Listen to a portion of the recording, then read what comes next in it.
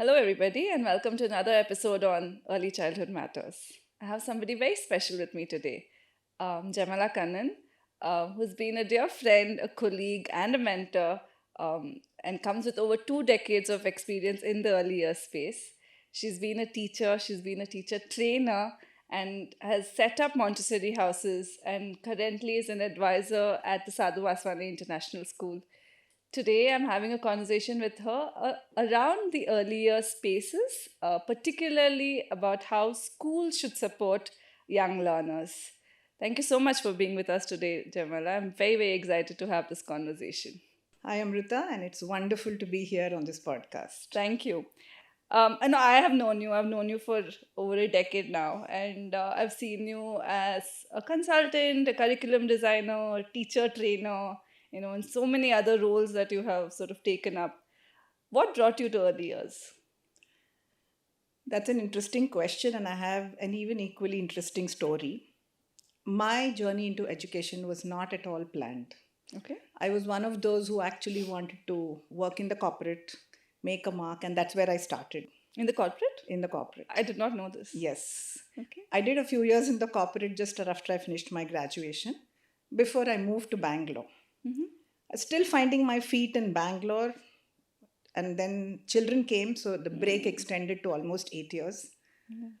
But what brought about a shift is when my boys started going to a small play school, which I thought was a play school, but I was corrected because I was told it's a house of children. Okay. And that word itself made a lot of difference, and I was very intrigued by what this house of children means. Because the lady who used to run it would get very upset if I say preschool or babysitting and things like Daycare. that. Daycare, nothing. She said you have to refer to it as a Montessori. If you can't, it has to be a house of children. Slowly, time went by. Boys started going to school, and very rarely was there any book or writing. Actually, there was nil. And I thought, and my boys had fun going there. Then one day there was something called as an observation. And I went in there. And that was something which completely changed my idea of how children can learn. We only grew up learning the usual way, ABCs and all that. So here I realized that it's not the adult who controlled the learning. It was just the opposite. So the children just did work by doing, touching, feeling. Right. And that intrigued me. And I said, I need to do something to learn more about this. And that's when I enrolled into this Montessori course, Right. which technically was a 10-month diploma, but I don't think I studied even that much when I did graduate. And it really pushed me. You mean the rigor of the Yes. course? Right, yeah. And the lady who ran it, Mrs. Meenakshi Sivaramakrishnan, who I hold in high esteem, is my mentor who actually opened my eyes to what education should be. Not good education. Just education should be that. And that was not at all what I was exposed to. I was exposed to an education where the child was told. And here I had to unlearn. It completely dismantled any idea I had about education, and that's where my journey began. Went on to set up Montessori houses in large established schools, moved on to teacher training, worked with the public schooling system, and here I am, right in front of you.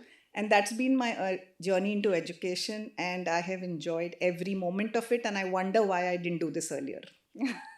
So you've done an array of stuff. You worked, as you said, in Montessori's. You worked in public teacher training, but I feel like somewhere I associate you with your passion for the young ones. Am I Yes.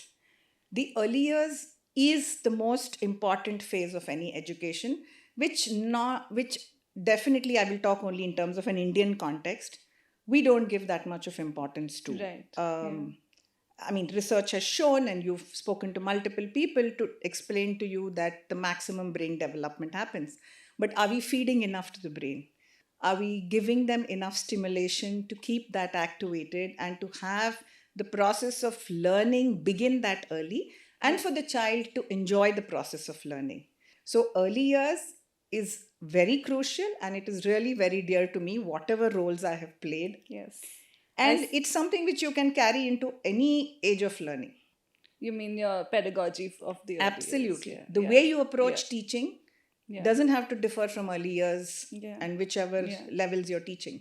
Absolutely. When I was thinking of, topics to chat with you, because, I hold you in high regard when it comes to this space, there were so many that I could possibly speak to you. But today, I think I want to unpack a little more about just schooling in the early years, and how are schools functioning today, and like demystify the preschool schooling space, right?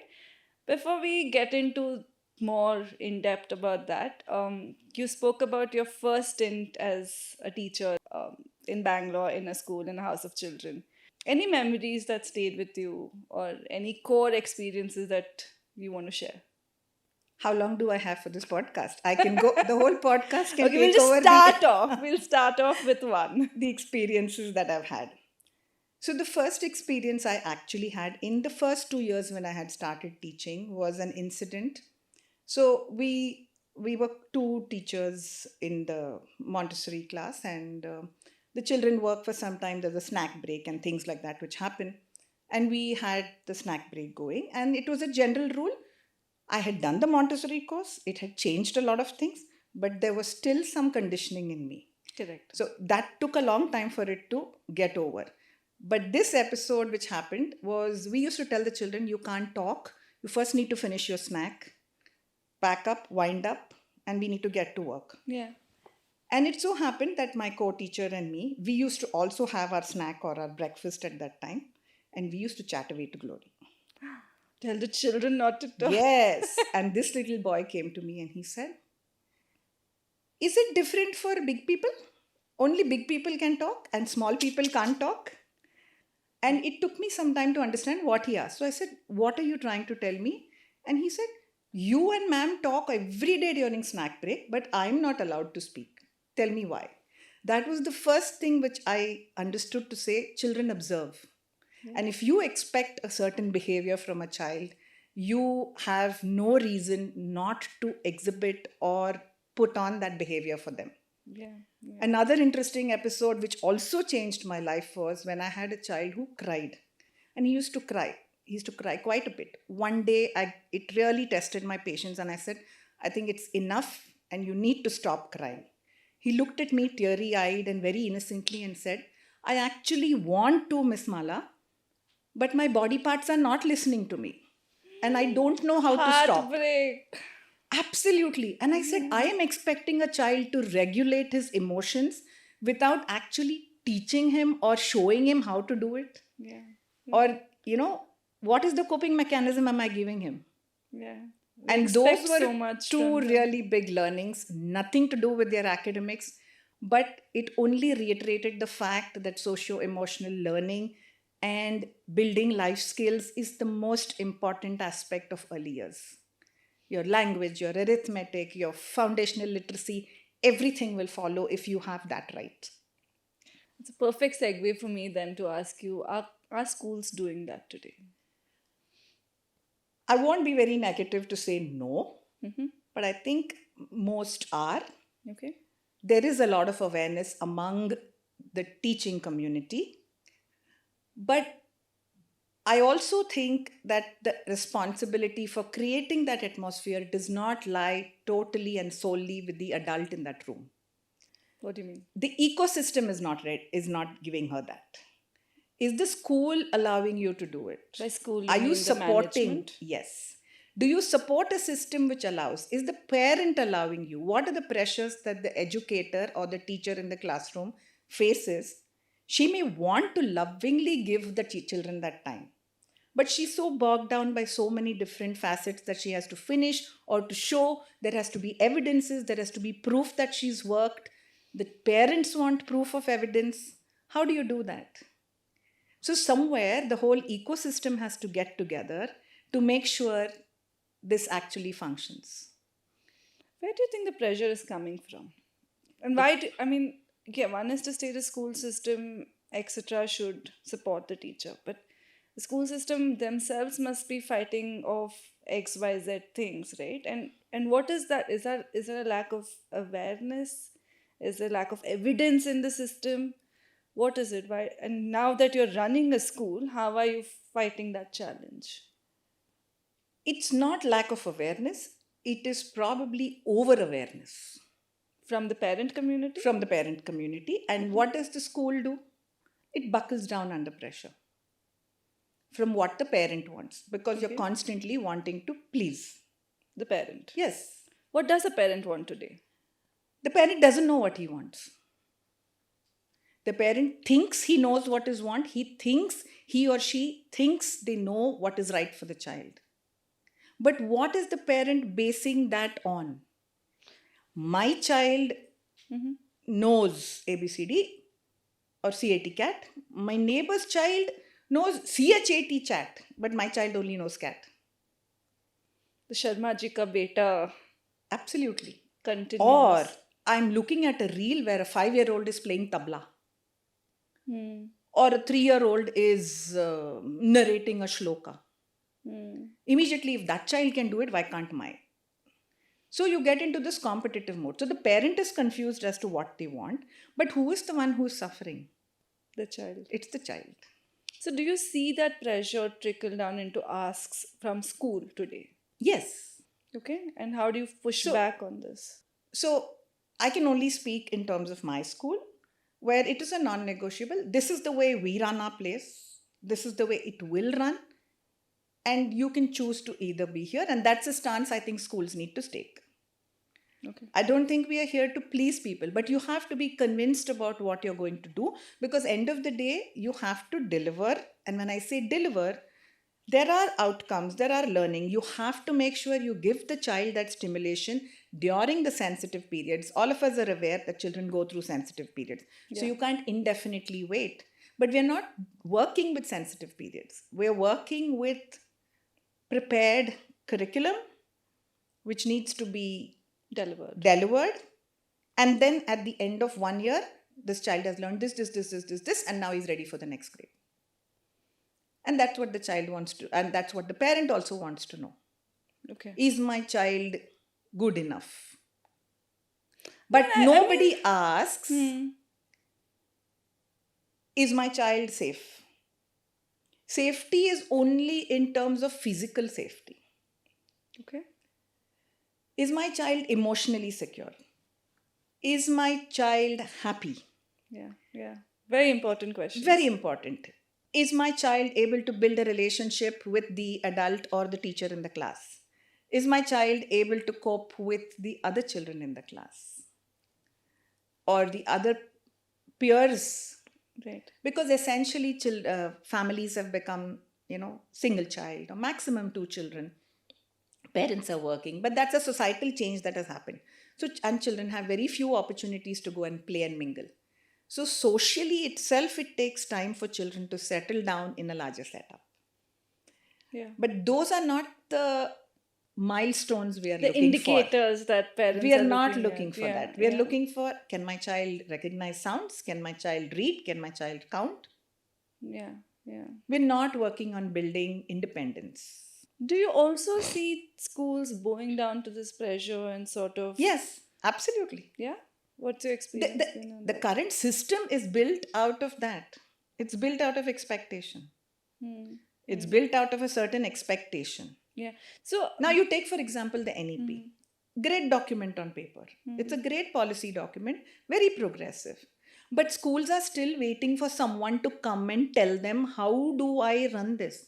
how does the implementation happen? Nobody has understood it's a policy document. Nobody is going to come and tell me, take this, do that, do this. No, but they're still waiting for that. Yeah. Yeah. I'm going to take a step back and sort of ask you something around what you spoke about the NEP and how it's a great document, right? But any document, like any curriculum, is only as good as the person who executes it, right? Absolutely. And I know you've been a great teacher, right? I've seen you train. I've heard stories from parents about you as a teacher. But today, if I had to sort of ask you, who would you classify as a good educator? What are some of those qualities that you would define as a much needed aspect? So before I go into qualities, I would go back more than 2 decades to when I did my course to say that if you have to be a good educator or if you want to work with the child, the first thing that you need to do is to prepare yourself. Yeah. And that's what Dr. Montessori calls as a spiritual preparation of the adult. And that goes not just for early educators, for anybody who is teaching, for anybody who is dealing with children or even young adults, even at college level. You still need to be spiritually prepared. You prepare yourself What does that mean? intrinsically. So when I say spiritual preparation, it is about going into that space to say not that I am in control. I, as an adult, I know my subject. I know what I have to give, but it's not that I am the giver and the child is the receiver. okay, It's about creating a space which is safe for the child to converse, talk to you to explain facts, and to have a dialogue and then come to understanding and learning. In early years, you should have a space where the child is safe, secure, is able to work with tangible material okay. and work to understand concepts. Concepts don't have to be taught. They So, need to be. is spiritual preparation something that you need to be trained on? No, the spiritual preparation comes from the fact that you have to first tell yourself you are here to serve the child. And that, I think, is a very strong statement. The moment you say you are in service of the child, it automatically puts the child on a higher plane and you automatically become subservient. Okay. Which means you are not the one who is directing and controlling all the time. You have to look at the child who is directing the pace of learning. It's your responsibility to create an environment or prepare an environment which is conducive to learning, which is welcoming, a safe space where the child feels secure, safe, happy to learn. Now, how those learnings have to span out are strategies and activities that you will work on. But are you preparing yourself to say, I am in service of the child? Yeah, yeah. And this goes for anybody. Yeah, and when you say that, then you're thinking of everything from a lens of supporting the child. Yes, right? because it all automatically brings in humility into teaching. Yeah. And it puts the child in a respectful position. We always say that I am older than you, or, that's the narrative we have, right? I'm Listen to older. the teacher. Listen to the teacher. I'm the mother. I'm the father. And that comes from experience or whatever, or age plays a strong factor there. Yeah. But the moment we say we need to give the child that respect, Yeah. the whole approach to teaching changes.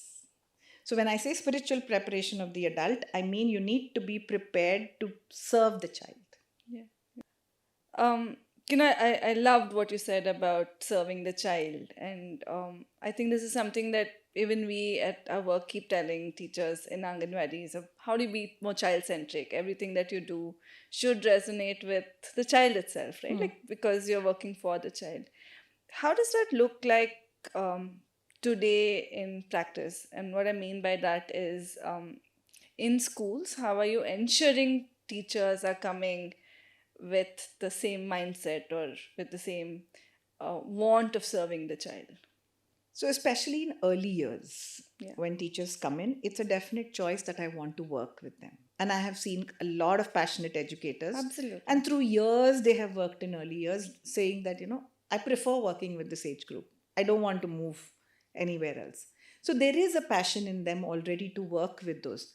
We just have to give them a nudge and a push. And I'm sure very often, even in our teacher trainings, when we've done it for public schooling systems, very often we get to hear, oh, is that possible? Can we actually do this? So the awareness. Can we actually teach this way? Yeah. That is something we have heard very often, Yeah. which means that teachers have taught the way they've been taught. with the way they've been taught for lack of better understanding and knowledge of different ways of teaching. Yeah, yeah. So have we as a community created an ecosystem where we have looked at teachers to also constantly be upgrading, and do we invest enough in teacher professional development? Not just in saying, okay, how to teach math well, how to teach Yeah. science well. Go beyond the skill Go building. beyond the skill building or go beyond the knowledge or only that. Yeah, yeah. Are we able to build resilience in children?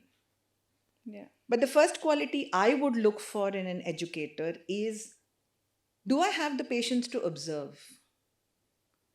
Because very often the child is constantly communicating to us. Yeah. Even if he's having a tantrum, or if he's, saying, I don't want to work, or I don't want to write, I don't want to do this, it's a way of communicating some kind of distress. So, is the teacher or the educator in the class able to observe what that is? And it's not enough if you observe. Are you going to be reactive or are you going to be responsive? Responsive is the answer. Yes. Yes. Yeah. Because if I react, I'm saying, why are you not going to do that? Yeah. Yeah. But if I'm going to be responsive, I'm going to put my hand around the child and say, okay, you don't want to write. We'll write later. Let's talk about it. Yeah. And find out what is driving that. So a teacher in an early education space has to be observant, has to be patient, has to be reflective. There is no space for reaction there. Yeah, does more harm than good. Yes, and you have to be able to work with the needs of the child. There is an innate something in the child which is telling you, I want to do this or I don't want to do this. When the child wants to do this, then are you feeding the child enough and more?